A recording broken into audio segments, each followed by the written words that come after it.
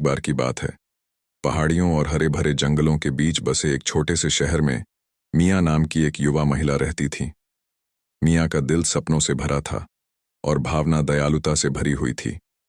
उनका दिन अपने परिवार के खेतों की देखभाल में बीतता था, लेकिन उनका असली जुनून जहां भी जाता था, प्यार और खुशी फैलाने में था। शरद ऋतु की एक सुहानी सुबह, जब मियाँ ताजे कटे फलों और सब्जियों की टोकरियां लेकर बाजार की ओर निकली, तो उसने सड़क के किनारे एक बेंच पर बैठे एक थके हुए बूढ़े आदमी को देखा। उसके कपड़े फटे हुए थे और उसकी आंखों में एक उदासी थी जो मियाँ के दयालु हृदय को छलनी कर रही थी। गर्मजोशी भरी मुस्कान के साथ उनके पास आते हुए मियाँ ने पूछा, क्या सब ठीक है सर? बूढ़े ने उसकी दयालुता से चौंक कर ऊपर देखा। मुझे डर नहीं है युवा महिला। मैं कई दिनों से यात्रा कर रहा हूँ, घर बुलाने के लिए जगह की तलाश कर रहा हूँ, लेकिन जहां भी मैं जाता हूँ मुझे बंद दरवाजे और ठंडे दिल मिलते हैं। किसी को इतना खोया हुआ और अकेला महसूस करने के बारे में सोचकर मियाँ का दिल दुख गया। बिना किसी हिचकिचाहट के उसने पेशकश की, आप मेरे साथ क्यों नहीं आते? मेरा परिवार आपके साथ अपना घर साझा करने में प्रसन्न होगा। कृतज्ञतापूर्वक सिर हिलाते हुए बूढ़े व्यक्ति की आंखों में आंसू आ गए। तुम्हें आशीर्वाद मिले बच्चे, तुम सचमुच एक देवदूत हो। उस दिन से बूढ़ा व्यक्ति, जिसका नाम सैमुअल था, मियाँ के परिवार का एक प्रिय सदस्य बन गया। उनकी सौम्य बुद्धि और दयालु भावना ने उनके घर में एक नई गर्मजोशी ला दी और मियाँ ने उनके जीवन में बदलाव लाने के अवसर के लिए आभारी महसूस किया। जैसे ही सर्दी ने शहर को बर्फ से ढक दिया, मियाँ के विचार उन कम भाग्यशाली लोगों की ओर मुड़ गए। उन्होंने अपने दिन स्कार्फ और कंबल बुनने में बिताए और जरूरतमंद लोगों तक प्यार और आराम फैलाने का दृढ़ संकल्प किया। सैमुअल के साथ वे हर सुबह बुजुर्गों, बीमारों और अकेले लोगों को अपने हाथ से बने उपहार देने निकलते थे। एक विशेष रूप से ठंडी शाम को मियाँ और सैमुअल की नज़र जंगल के किनारे एक जीर्ण शीर्ण झोपड़ी पर पड़ी। ठंडी खिड़कियों से झांककर उन्होंने एक परिवार को एक साथ इकट्ठा होते देखा। उनके चेहरे पर चिंता के भाव थे। आगे बढ़कर मियाँ ने धीरे से दरवाज़ा खटखटाया। क्या सब ठीक है? उसने पूछा। उसकी आवाज़ में गर्मजोशी और चिंता थी। दरवाज़ा चरमराकर खुला। सामने एक माँ और उसके 3 छोटे बच्चे थे। उनकी आंखें आश्चर्य से चौड़ी हो गईं। हम कठिन समय में आ गए हैं, माँ ने कबूल किया। उसकी आंखों में आंसू चमक रहे थे। हमारे पास गर्म रखने के लिए जलाऊ लकड़ी नहीं है और हमारी पेंट्री लगभग खाली है। मियाँ ने सैमुअल की ओर देखा। उनके बीच एक मूक समझ गुजर रही थी। बिना कुछ कहे वे काम पर लग गए, जंगल से जलाऊ लकड़ी इकट्ठा की और अपनी आपूर्ति से परिवार की पेंट्री को भोजन से भर दिया। जैसे ही उन्होंने परिवार को विदाई दी, मियाँ ने माँ के हाथों में एक बुना हुआ कंबल दिया। उसका दिल प्यार और करुणा से भर गया। वसंत रंग और जीवन की उमंग के साथ आया, लेकिन मियाँ के विचार उन लोगों के साथ रहे जिनकी उसने कठोर सर्दियों के महीनों के दौरान मदद की थी। बदलाव जारी रखने के लिए दृढ़ संकल्पित होकर उसने स्थानीय आश्रय स्थल में स्वयं सेवा करना शुरू कर दिया। बेघरों को गर्म भोजन परोसा और जरूरतमंदों की बात सुनी। एक शाम जब मियाँ आश्रय स्थल से घर जा रही थी, उसने देखा कि एक युवा लड़का पार्क की बेंच पर अकेला बैठा था। उसकी आंखें उदासी से भरी थीं।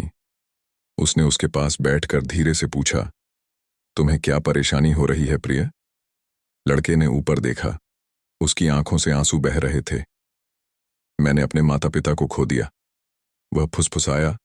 उसकी आवाज मुश्किल से सुनाई दे रही थी। मुझे कहीं नहीं जाना है। मियाँ का दिल उस युवा लड़के के लिए टूट गया और उसने बिना किसी हिचकिचाहट के उसे अपने संरक्षण में ले लिया। उसे अपने परिवार के पास लाते हुए उसने उसे वह प्यार और समर्थन प्रदान करने की कसम खाई जिसकी उसे सख्त जरूरत थी। जैसे जैसे दिन सप्ताहों में और सप्ताह महीनों में बदलते गए, मियाँ की दयालुता के कार्य बाहर की ओर फैल गए, जिसने उसके समुदाय की अनगिनत आत्माओं के जीवन को प्रभावित किया। अपने अटूट प्रेम और करुणा के माध्यम से उन्होंने दिखाया कि सबसे छोटे इशारे भी बहुत बड़ा बदलाव ला सकते हैं। और इसलिए पहाड़ियों और हरे भरे जंगलों के बीच बसे एक छोटे से शहर में प्यार की लहर दूर दूर तक फैल गई। जिसने इसके रास्ते में आने वाले सभी लोगों के जीवन को रोशन कर दिया। और इन सब के केंद्र में मियाँ थी, जो उस दुनिया में आशा और दयालुता की किरण थी जिसे इसकी सख्त जरूरत थी। हिमालय के मध्य में, जहां बादल चंचल बच्चों की तरह चोटियों के चारों ओर नृत्य करते हैं, वहां तेंजिंग नाम का एक युवा शेरपा रहता था। छोटी सी उम्र से ही तेंजिंग का दिल दुनिया की सबसे ऊंची चोटी माउंट एवरेस्ट को फतह करने का था। उनके पिता, एक अनुभवी पर्वतारोही, चढ़ाई का प्रयास करते समय मारे गए थे, लेकिन तेंजिंग का दृढ़ संकल्प किसी भी डर से अधिक उज्जवल था। तेंजिंग की यात्रा एवरेस्ट की बर्फीली ढलानों पर कदम रखने से बहुत पहले शुरू हुई थी। उन्होंने अथक प्रशिक्षण किया, छोटे पहाड़ों पर चढ़ाई की, दुर्गम इलाके के तौर तरीके सीखे और अनुभवी पर्वतारोहियों की निगरानी में अपने कौशल को निखारा। लेकिन यह सिर्फ शारीरिक ताकत नहीं थी जिसने तेंजिंग की उन्नति को बढ़ावा दिया। यह उसके सपनों की आग थी, आकाश को छूने की टिमटिमाती आशा थी जिसने उसे आगे बढ़ने के लिए प्रेरित किया। जैसे ही वह बेस कैंप पर खड़ा था, एवरेस्ट की राजसी छाया को देख रहा था, तेंजिंग को अपने भीतर भावनाओं का सैलाब उमड़ता हुआ महसूस हुआ। भय, उत्तेजना, संदेह और दृढ़ संकल्प सभी उसके हृदय में प्रभुत्व के लिए संघर्ष कर रहे थे। लेकिन वह जानता था कि अगर उसे कभी शिखर पर पहुंचने की उम्मीद है तो उसे संदेह और भय के शोर को शांत करना होगा। यात्रा सतर्क कदमों के साथ शुरू हुई। प्रत्येक कदम तेंजिंग के संकल्प का प्रमाण था। उन्होंने दरारों में नेविगेट किया, कड़ाके की ठंड से संघर्ष किया और अंधा कर देने वाले बर्फीले तूफानों का सामना किया। यह सब करते हुए उन्होंने अपनी नजरें ऊपर की चोटी पर टिकी रखीं। लेकिन जैसे जैसे वह ऊंचे चढ़ते गए, चुनौतियां तीव्र होती गईं, हवा पतली होती गई और जोखिम अधिक बढ़ते गए। एक दुर्भाग्यपूर्ण रात, जब तेंजिंग और उनकी टीम अपने तंबू में दुबकी हुई थी, पहाड़ पर एक भयंकर तूफान आया। हवा प्रतिशोध की भावना की तरह गरज रही थी, जो उनके नाजुक अभयारण्य को छिन्न भिन्न करने की धमकी दे रही थी। तंबू के अंदर डर एक भूखे जानवर की तरह तेंजिंग के संकल्प को कुचल रहा था। संदेह उसके मन में एक मूक फुसफुसाहट की तरह घर कर गया, जो हवा के हर झोंके के साथ अनिश्चितता के बीज बो रहा था। लेकिन अराजकता के बीच तेंजिंग को अपने पिता के शब्दों में सांत्वना मिली, जो बहुत समय पहले एक तारों भरी रात में इसी तरह कहे गए थे। पहाड़ तुम्हारी परीक्षा लेगा मेरे बेटे, उसके पिता ने कहा था। उसकी आवाज पीढ़ियों के ज्ञान से भरी हुई थी।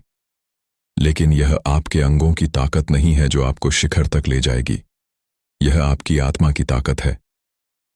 उन शब्दों को अपने दिमाग में गूंजते हुए तेंजिंग अपने अस्थायी बिस्तर से उठ गया। उसकी आंखों में रात में एक प्रकाश स्तंभ की तरह दृढ़ संकल्प चमक रहा था। उन्होंने अपने साथियों को एकजुट किया और उनसे तूफान के हमले के खिलाफ डटे रहने का आग्रह किया। और जैसे जैसे रात बढ़ती गई, वे एक साथ खड़े हो गए, जो उस अटूट बंधन का एक प्रमाण था जो पर्वत पर पर्वतारोहियों को बांधता है। जब सुबह हुई तो तूफान गुजर चुका था और अपने पीछे बर्फ की एक प्राचीन चादर और तेंजिंग के दिल में दृढ़ संकल्प की एक नई भावना छोड़ गया था। प्रत्येक कदम के साथ उसने महसूस किया कि संदेह और भय का बोझ दूर हो रहा है और उसके स्थान पर उसके ऊपर मंडरा रहे पहाड़ को जीतने का तीव्र संकल्प आ गया है। अंततः कई दिनों के अथक संघर्ष के बाद तेंजिंग और उनकी टीम अंतिम चढ़ाई के पायदान पर खड़े थे। शिखर एक दूर के सपने की तरह संकेत दे रहा था, आकर्षक रूप से करीब लेकिन असंभव रूप से दूर। लेकिन तेंजिंग ने आगे आने वाले कार्य की विशालता से घबराने से इनकार कर दिया। एक आखिरी धक्के के साथ उसने चढ़ाई शुरू की। उसका दिल भय और प्रसन्नता के मिश्रण से धड़क रहा था। श्रमसाध्य कदम दर कदम तेंजिंग और भी ऊंचे चढ़ते गए। प्रत्येक पायदान उसे अपने जीवन भर के सपने के करीब लाता रहा और फिर अनंत काल के संघर्ष और बलिदान के बाद वह माउंट एवरेस्ट के शिखर पर पहुंचे। जैसे ही तेंजिंग दुनिया के शिखर पर खड़ा था, हवा एक चंचल नृत्य की तरह उसके चारों ओर घूम रही थी। उसे भावनाओं का एक उछाल महसूस हुआ जो उसने पहले कभी अनुभव नहीं किया था। गर्व, खुशी, कृतज्ञता और विस्मय एक साथ मिलकर विजय की ध्वनि में गूंज उठे, जो पहाड़ों पर गूंज रही थी। लेकिन उल्लास के बीच तेंजिंग को अपने ऊपर विनम्रता की गहरी भावना महसूस हुई, क्योंकि वह जानता था कि जिस सच्चे शिखर पर उसने विजय प्राप्त की थी वह चट्टान और बर्फ का पहाड़ नहीं था, बल्कि उसके भीतर का शिखर था। अदम्य भावना जिसने उसे सबसे अंधेरी रातों और भयंकर तूफानों के बीच से गुजारा था। और जब वह वहां खड़ा था, एक विशाल टेपेस्ट्री की तरह उसके नीचे फैली दुनिया को देख रहा था, तेंजिंग को पता था कि इससे कोई फर्क नहीं पड़ता कि जीवन की यात्रा उसे आगे कहां ले जाती है, वह हमेशा पहाड़ की सीख को अपने दिल में रखेगा, क्योंकि यहीं पर बर्फ और सन्नाटे के बीच उसने अपनी ताकत और मानव आत्मा की असीम शक्ति का सही माप खोजा था।